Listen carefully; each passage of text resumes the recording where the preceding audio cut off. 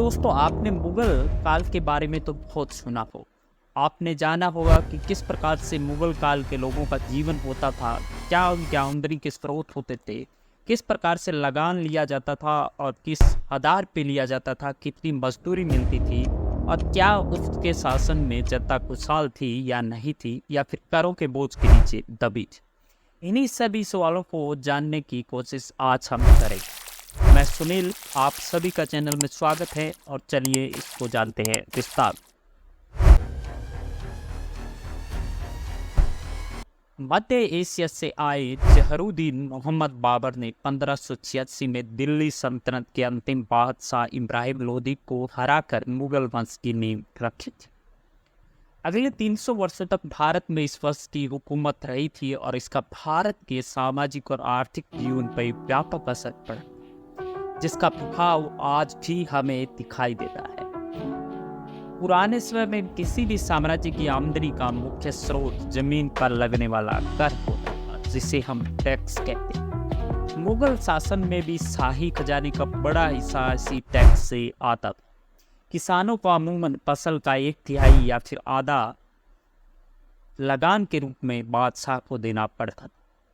उस समय बस इस बात की सहूलियत थी कि वे या तो नगद के रूप में या उपज के हिस्से के रूप में कर अर्थात टैक्स दे सकते थे।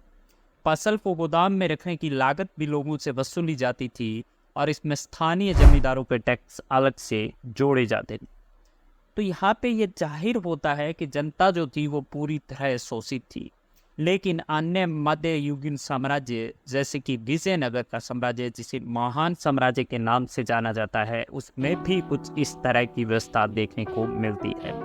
वहाँ पे किसान अपनी उपज का 1/6 हिस्सा राज्य को, 1/20 हिस्सा ब्राह्मणों को और 1/30 हिस्सा मंदिर को देते थे। हालांकि मुगल लैंड टैक्स नहीं लेते थे, जिससे पहले हर हाल में देना होता था। चाहे कोई भी अपनी जमीन पर खेती करे या उसे बंजर छोड़ दे, मुगल शासकों का कर पूरी तरह से उपज के हिसाब से होता था। जैसे कि अच्छी बारिश नहीं हुई, कीटों ने फसलों को नष्ट कर दिया, तो लगान को कम कर दिया जाता था।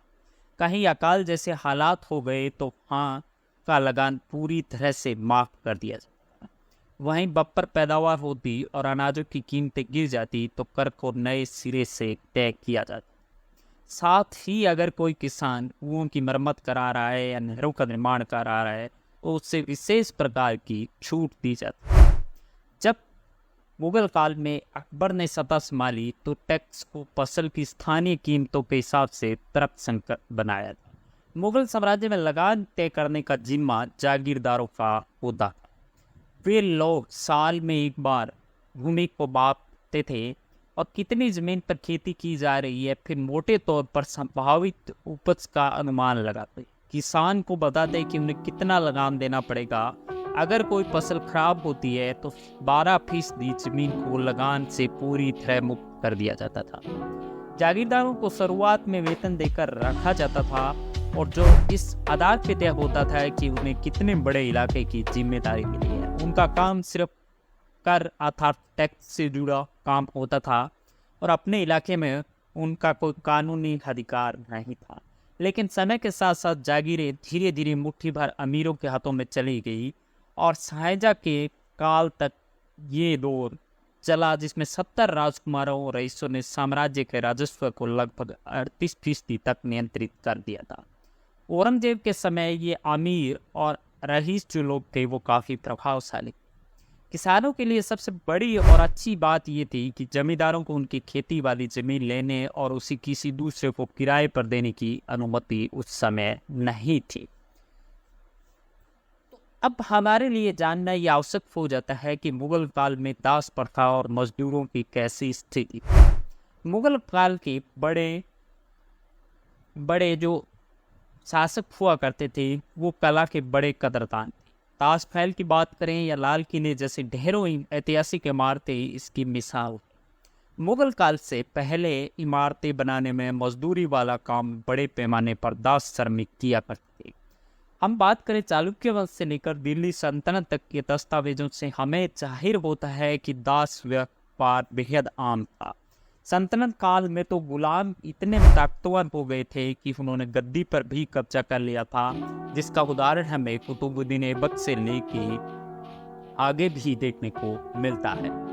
जब बाबर यहाँ पे आया तो वो कुशल श्रमिकों की भारी तादाद से काफ़ी प्रभावित हुआ था, लेकिन मुगलों ने पाया कि दासों की सारी ज़रूरतें पूरी करना ज़्यादा खर्चीला काम था। मसलन उनके रहने, उनके खाने, उनके पीने का बंदोबस्त उनको करना पड़ता था, और इसके बजाय किसी शख्स को सिर्फ काम के बदले भुगतान करना ज़्यादा सस्ता होता था। यही वजह थी कि मुगलों के समय दास प्रथा का चलन काफ़ी कम हो गया और धीरे धीरे ये ख़त्म सा होने लगा था। मुगल बादशाह अकबर ने दासों के व्यापार और जबरन दास्ता पर रोक लगाने के उल्लेखनीय प्रयास भी किए थे, जो हमें इतिहास में देखने को मिलते हैं। उन्हें सभी शाही दासों को मुक्त कर दिया था, जिसकी संख्या हजारों में थी। अकबर के नवरत्नों में एक अब्दुल फजल अपनी किताब आईने अकबरी में उस वक्त की व्यवस्था के बारे में विस्तार पूर्वक बताते हैं। अब्दुल फजल के मुताबिक अकबर की गद्दी संभालने के 39वें साल यानी 1595 में बादशाह की कुल आमदनी 9 करोड़ रुपए चांदी के रुपयों में थी।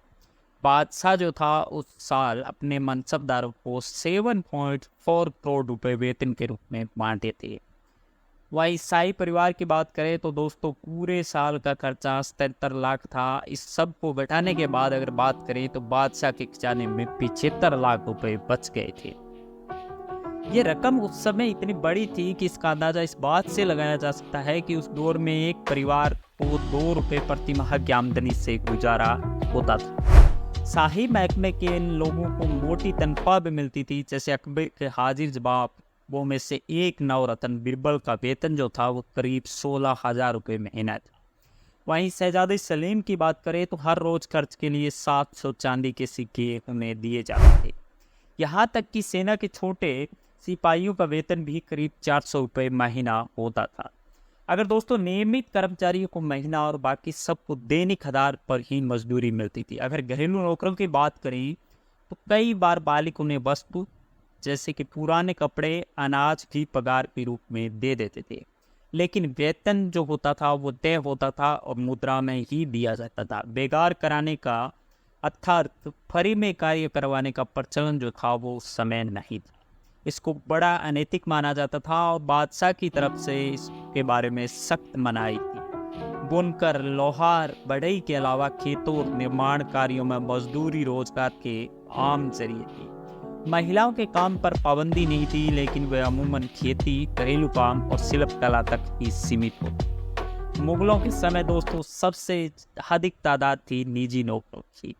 उस दौरान भारत आए फ्रांसीसी यात्री बर्नियर के मुताबिक मुगल सेना में निजी नौकरों की असल में